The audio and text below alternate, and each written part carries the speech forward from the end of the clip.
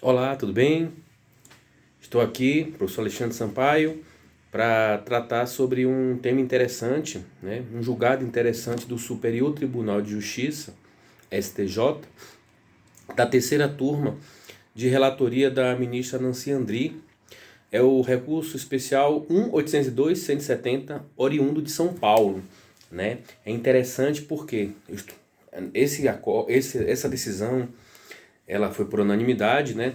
E trata sobre uma questão muito relevante, que é o liame entre uma ação penal e uma ação civil, né? Nós sabemos que há uma relativa independência entre a ação penal e a ação civil. Não é porque uma pessoa tem uma decisão absolutória no âmbito penal que não seja possível acioná-la no âmbito civil.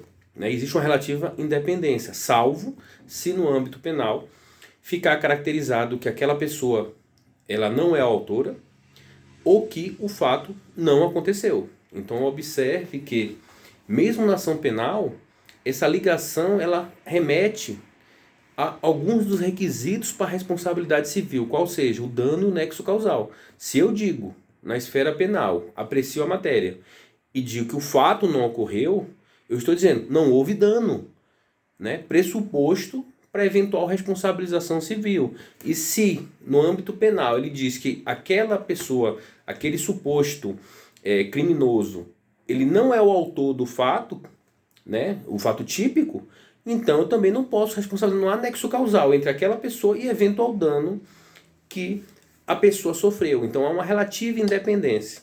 E esse julgado foi muito interessante porque ele tratou sobre a extinção da punibilidade na esfera penal e eventual interferência desta prescrição penal na seara civil. O que foi decidido lá pela terceira turma do STJ? Foi disso que essa decretação da prescrição punitiva do Estado na seara penal, ela não fulmina o interesse processual, né, da parte da pretensão indenizatória a ser deduzida na ação civil.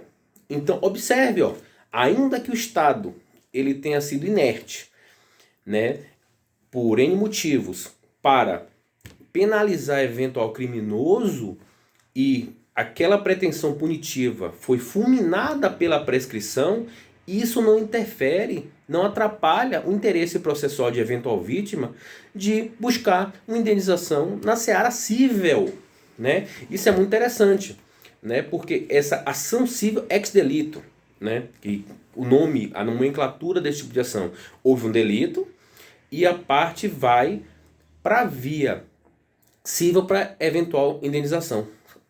Ou, se por acaso a sentença condenatória penal já estipular um valor mínimo de indenização e a pessoa estiver satisfeita com aquele valor, né, de indenização que foi arbitrado no juízo penal, ele pode utilizar aquilo como um título executivo judicial para cobrar o réu, o condenado na ação penal, a indenizar aquele valor. Senão, aquele título ele serve como patamar mínimo para discussão no cível, que você pode pegar aquele título e levar para mim, esse valor é muito baixo, é o patamar mínimo que eu estou discutindo aqui, eu quero mais. Então eu posso ir, não satisfeito, entrar com ação ordinária de conhecimento para, dentro daquele título, buscar majorar a indenização caso aquele valor mínimo que for estipulado na sentença penal não seja satisfatório para a vítima, certo? E aí essa independência é interessante porque o artigo 200 do Código Civil de 2002, esse foi o entendimento lá do STJ, né? Ele faz o seguinte, enquanto a matéria estiver sendo apurada na ação criminal, no juízo criminal, né, não corre a prescrição no juízo civil. Então, é uma causa de suspensão da prescrição. Então, ocorreu o crime, esse evento está sendo apurado no juízo criminal, enquanto está sendo apurado, conforme o artigo 200 do Código Civil, não correrá a prescrição. É uma causa de suspensão da prescrição. Somente após essa apuração no juízo civil é que começa a correr eventual ação no juízo civil, correto? Então, houve a ação foi juizada penal, houve a prescrição, fulminou-se a pretensão do Estado em punir aquele agente, né, de um eventual delito, mas ainda que tenha ocorrido aquela prescrição, aquele fato, né, isso não atrapalha que a parte, após o trânsito julgado da ação penal, com a decretação da prescrição penal, ele possa ir possível, porque aí sim, depois que acaba a investigação no juízo criminal, começa a correr novamente, né, eventual prescrição de natureza civil. Então, assim, como são coisas diferentes, né, a parte ela não está inerte, ela não está ali, não entrou porque no juízo civil, porque há uma inércia dela, não, ela está aguardando a apuração